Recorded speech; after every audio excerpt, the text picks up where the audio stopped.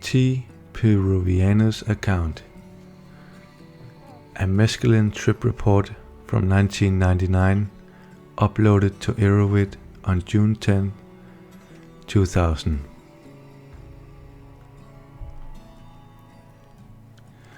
I would like to share a mescaline trip I had the other day. I thought it would be the best to write this fresh after the experience occurred 2 days ago on October 27th, 1999. I am going to give you the most accurate depiction of what this substance is going to put you through for a good 10 to 15 hours that I feel I can describe accurately. Background information on myself. 6 feet tall, 190 pounds. I have been doing drugs for 7 years now. Call it a death trap if you will. Death is what I feel many drugs have caused me. Nothing but burned an empty hole in my pocket and my soul. It seems nearly everyone I know ends up either in prison or dead as a result of drugs, which is why I have given up the more destructive addictive substances. Enough of this, however, right, as if we haven't heard this speech before. Oh well, I hope people use drugs and find out where they will take them. It's your path and your choice, and nobody should be able to inhibit this. In fact, some of the smartest people I know use drugs, but unfortunately, it is all for the selfish or hedonistic reasons. Let us just hope people don't do what they do best with drugs and all other things in life, overindulge them. Human nature, let us not forget. And you say it's only a Western thing. I say it's a human thing. Only after some of my harder mescaline trips do I really start to question myself and my role in life. Only after I have spent a good 10 hours of thinking do I really begin to understand the questions to some of the philosophical beliefs I stated above. I have used acid 35 to 45 times, shrooms 30 times, San Pedro 30 times, Peruvian torch 15 times. You get the idea. These are the more classic psychedelics you're probably going to run into. I have done everything else on the side as well. Coke, glass, smack, DMT. These drugs are all unique and interesting in their own way, but most get old fast. For this reason, I stick to psychedelics. I have discovered nothing and learned nothing from these other substances other than how to obtain them on the streets, abuse them, and add more paranoia to my life than need be. If a strong source of mescaline is to be desired, you are best off getting peyote or T. peruvianus. Out of all of the T. pacanol I have tried, only one was as potent as the weakest peruvianus I have tried. This is from my own personal experience and is as accurate over the past 3 years as I remember. I have tried over 10 different kinds of San Pedro. Your most magical San Pedro specimens are dark green, and yes, the yellow ones aren't as good in my opinion. Iron deficiency perhaps? They are taller and older, but it varies from place to place, climate to climate. I have tried the Ancash and 2 other unknown varieties of T. peruvianus. The T. peruvianus is common here in the southwest if you go to the right nursery. Very thick, sometimes up to 8 inches from rib to rib. I remember seeing a large 6 by 6 foot specimen in Balboa Park in San Diego, quite beautiful. 6 inches of this cactus always seems to get me where 2 to 3 feet of San Pedro would. Since it is hardier and can take harsher, drier environments, I would imagine it has a higher mescaline content. This only makes sense because it can endure temperatures of under 15 to 20 Fahrenheit, unlike, depends on strain, 20 to 26 Fahrenheit for San Pedro, so far as I have observed, and is more drought tolerant than Pedro, which might be why it seems to be more potent, on average for myself. To prepare the cactus, I would suggest not extracting it, pain, not cooking it for hours on end, messy pain, and not eating it fresh, disgusting slimy pain. The best method, in my opinion, is to dry the cactus in the dark for a week or two. The sun does degrade it, as I have tried the same specimen sun-dried and noticed a significant decline in quality. The more heat you apply, the more you break down and degrade any chemical. Think about it. Preparing it in this manner helps ensure that you will eat as much of the good stuff as possible without minimal loss from the sun or by boiling water. Also, when stuffed into capsules, you don't have to taste the horrible stuff, which alone can make you gag on the spot. I ended up drying 2 feet of T. peruvianus cactus over a week in the dark. I then ground it up and stuffed it into 95 zero gelatin capsules, which came out to over 65 grams, less than I thought. Dry. Far too much, as I was soon to find out in the upcoming hours. Most of the T. peruvianus strips I've had have been about 50 capsules dry, and San Pedro about 120 capsules.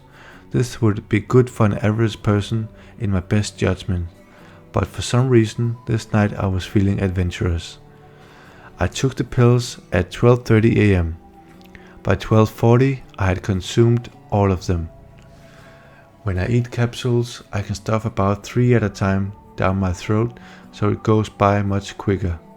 I do not recommend this, however, as you will almost definitely get sick from eating this many in such a short period of time. The first effects weren't noticed until about 30 minutes later. I noticed as I was sitting on the bed thinking about my life, I noticed a gradual alteration in my perception. This alteration is not really noticeable to a great degree, and many people probably wouldn't notice it. It feels like you know something is soon going to happen, and sight takes on a new depth, very gradual. About an hour into the experience, obvious effects are felt, a slight body high which starts to take on waves of euphoria, tingles and chills might soon follow down the spine. I remember I started to feel like my worries were slipping away. I felt like a serene natural flow of energy had overwhelmed my entire body. This feeling of peacefulness soon started to grow in intensity, and the visual hallucinations soon persisted. The first notations in the visual department are almost like a rippling of perception, like everything is shaking in small jitters. The first visual occurrences are rather weak and minute. It doesn't seem like the peak experience comes for at least 4 to 5 hours after the drug has been taken. The period in between the come on and the peak was just a gradual build-up of energy with minor visual traces, waves, flickers of light. Flickers of light radiating off of objects are the most noticeable. Unlike acid or shrooms, mescaline has more of a body high that has a peaceful quality you won't find with either of the two. Acid tends to come on quickly and terrifies me. It seems like every thought or feeling I have is intensified to the point where I feel like I will lose it at the spot and go crazy. Acid is a very tense and rushed, intense altered state. With acid, thoughts come and go so rapidly that it is hard to focus on any one thing. and if one does manage to focus on one distinct thing, it seems almost like it is forced into the mind. I often feel like I have very little control over what thoughts will come and go into my mind on acid. Shrooms are fun and have a unique body high, unlike that of acid or mescaline. Definitely has a sort of weak tryptamine feeling, which I moderately enjoy. Shrooms seems to have more of a head high than a body high. They make you feel happy and giddy, yet at the same time lethargic and unmotivated. Mescaline will have more of a stimulating quality to it, which is more manageable in my mind than acid or shrooms. It isn't as speedy and mind-crackling as acid, and it doesn't have the dreamy tendencies many people complain of on shrooms. However, mescaline can make you feel very stimulated / irritated and shaky. I often feel like at points I want to sit down, but would rather stand up. If I chose to stand up, I would want to sit down. Sort of leaves your body confused at points. Sort of edgy, like speed in some very distant ways. Visually, mescaline can be quite spectacular on higher doses, rivaling all hallucinogens I've tried, excluding DMT. I have noticed with acid, visuals come on suddenly and quickly. They come and go so quickly that your mind does not have a chance to build up a very large visual display, or something with bulk, so to say. Acid has much more finely tuned geometric patterns than mescaline, and does seem to portray more sharp line structures, hallucinations. Mescaline has a more natural feel, reminiscent of naturally occurring things you might come across. I often notice large spheres, spiderweb designs, and splashy patterns that seem to come and go much like acid, but in longer intervals. Visuals on mescaline are more naturally structured and seem to take longer to form than visuals on acid, but when they do, they are more discernible. I have noticed actual figures or images of figures on mescaline that resemble living things on my higher Peruvian journeys. I have never seen a true hallucination on acid, and I have taken in excess of 12 hits before. 7 hits and you're legally insane. If that's the case, I should have been locked up years ago. I have only seen on acid or any hallucinogen very precise hallucinations, geometric patterns, heavily exaggerated figures and distortions in weight and size. Undulations or ripples in objects are also present, but little to nothing more. With mescaline I have seen all of these things, but they seem to not be on the large intense magnitude of acid. However, I have noticed large figures that form more bulky and larger hallucinations. They do come few and far between, as opposed to acid or shrooms, but they are way more spectacular in my mind. Shrooms seems to have a dreary sort of visual quality. Shrooms distort objects much better than acid or mescaline and seem to be a little more colorful than the two. Facial expressions, body proportion, weight and motor coordination seem to be more unstable and wobbly than acid or mescaline. Shrooms are sort of like being thrown into a Pee-wee Playhouse episode, running around, laughing and jumping and acting uninhibited. Acid is like being thrown into a bright, intense Japanese anime cartoon, where you have no idea what is going on, if you're American of course. And mescaline would be like being thrown into Scooby-Doo. There's a mystery to be solved, an adventure underway, an elaborate expedition. Oh yeah, as for my trip, I should get back to that. Anyway, after about 1 hour, the stimulating qualities seemed to subside. It was if the visual qualities were coming into play and balancing out the aphrodisiac qualities. I would also like to add mescaline is one of the best aphrodisiacs I have ever done, rivaling acid and ecstasy by far. Imagine combining acid/ecstasy, then throwing a more focused sexual energy or drive, if you will, into the equation, and you have mescaline. As for my state of mind, I would notice consciousness seemed to move incredibly slow, almost to the point where I lost all concept of time, which never happens to me on acid or shrooms. An hour on this drug felt literally like 2 or 3 hours, I'm not kidding. This trip was different from most of my lighter 40-gram peruvianus trips. It was much more distinctive of the mescaline's effects and the various stages I seemed to go through on it. I've never had a trip come on in 30 to 45 minutes ever on this drug, but I had eaten a small meal prior to the pill consumption. Perhaps the digestive acid helped break down the cactus tissue and release it into my system faster than normal. Since I consumed the capsules in 10 minutes, who knows? Unlike with shrooms or acid, you will rarely know when, if ever, at what point the peak comes or goes. You can usually only gauge it based on what facts and documents state about the drug and its duration period. The drug is so slow and soothing, yet shaky and restless, it's almost always impossible to notice the transition point.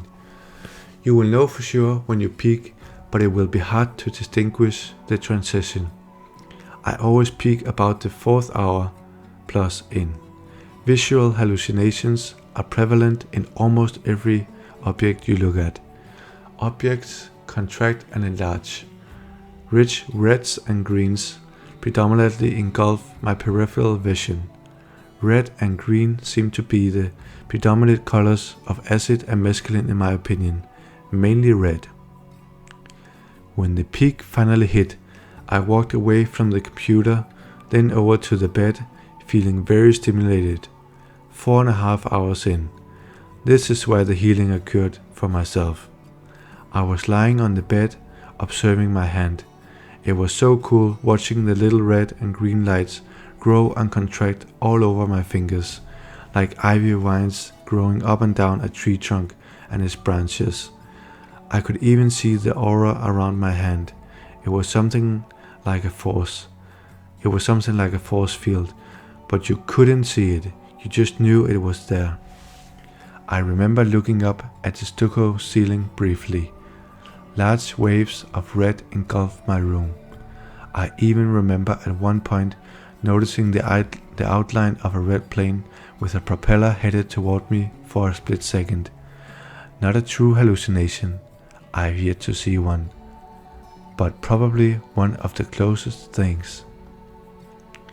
After about 20 minutes of observation, I started to feel terribly sick. I could feel my mouth salivating and preparing for the dreaded ritualistic vomiting ceremony I have quickly grown used to from these trips. I truly wanted to puke my guts up to the fullest. I wanted the sickness to leave me. I wanted to feel the stimulating qualities overwhelm me once again. I wanted to enjoy the rest of the trip, but something wouldn't let me. I soon felt this horrible feeling of guilt overwhelm me. I started to feel like I once again abused another drug, detracted from its purpose, neglected myself.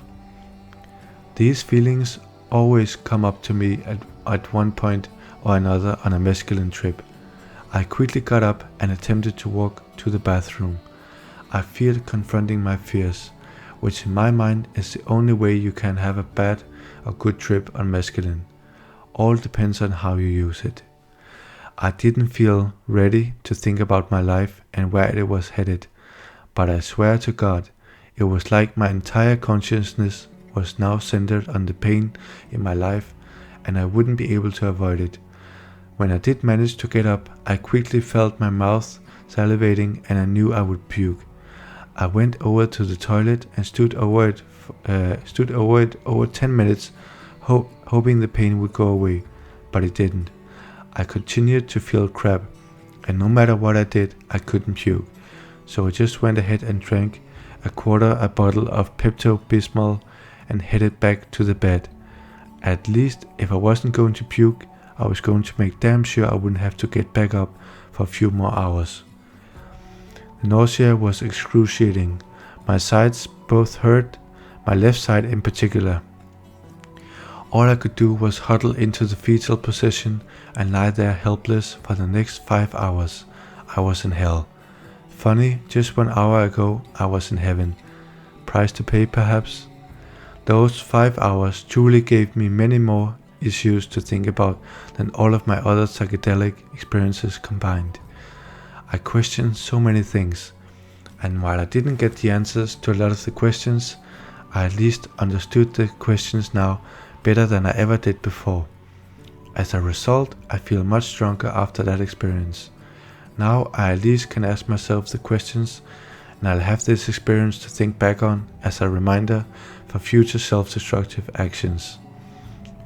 For as much pain as I endured that time period from about 3 to 8 a.m., about an hour or so after the sun came up, I feel like I now know what the healing process is truly all about.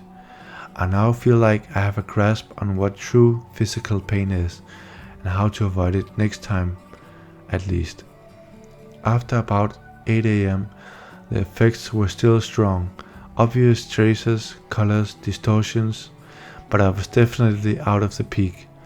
Words can't describe what I went through in that 5 hours. The most unbearable physical nausea I've ever endured, the most amazing real-time closed-eyed visuals I've ever had, although I might have drifted in and out of sleep for short periods, but I do remember feeling very restless and not being able to sleep. I had my eyes closed for 5 hours and still don't remember falling asleep.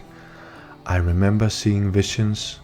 Sounds corny as shit, I know, but I swear there were points where I saw true visions of ideas and thoughts and theories form, all of which I vaguely remember. As for the nausea, it subsided around 11 or 12 in the afternoon.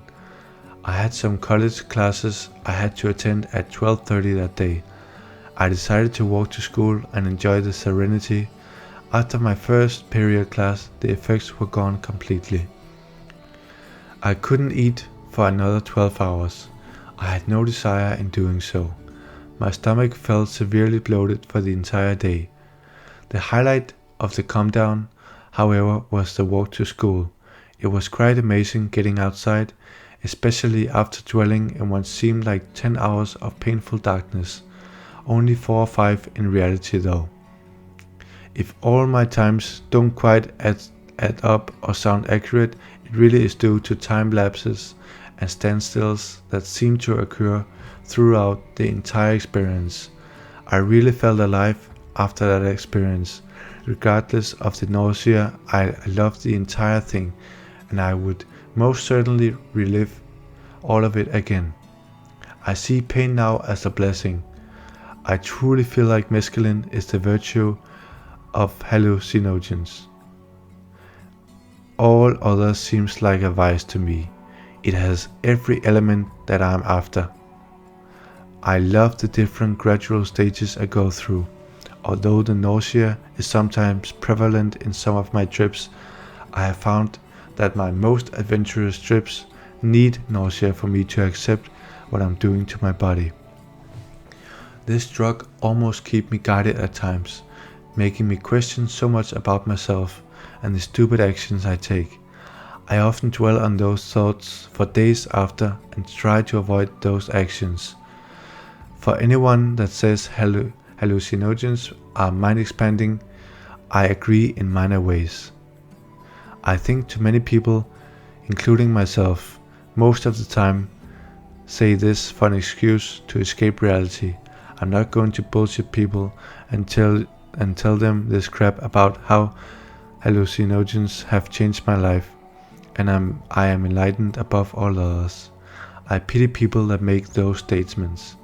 Sounds like someone with poor self-worth that feels the need to feel special and above others to make them happy.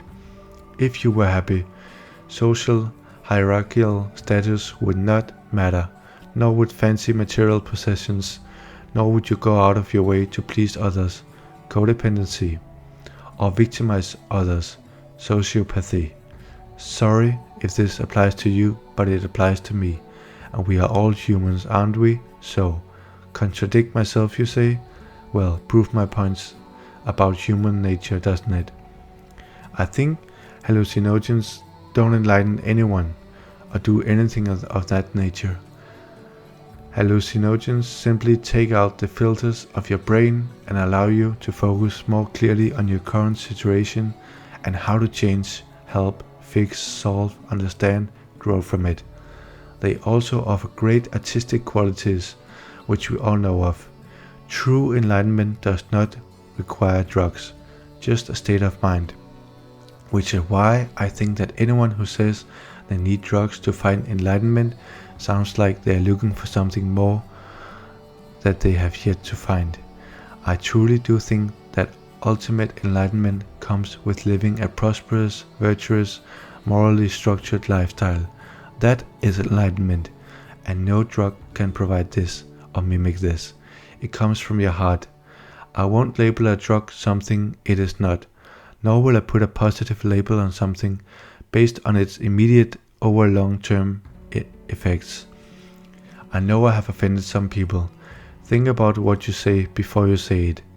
That is probably one of our biggest mistakes in this society. People don't realize what they are saying anymore. What I have stated is, to my knowledge, either factually based on my own personal observations or opinion, based on mindsets I deal with around people I run across in the counterculture. Make that culture in general, period. Bottom line, mescaline feels like combining a couple hits of acid with 2 hits of ecstasy for most of you mainstreamers out there. Be smart and have fun.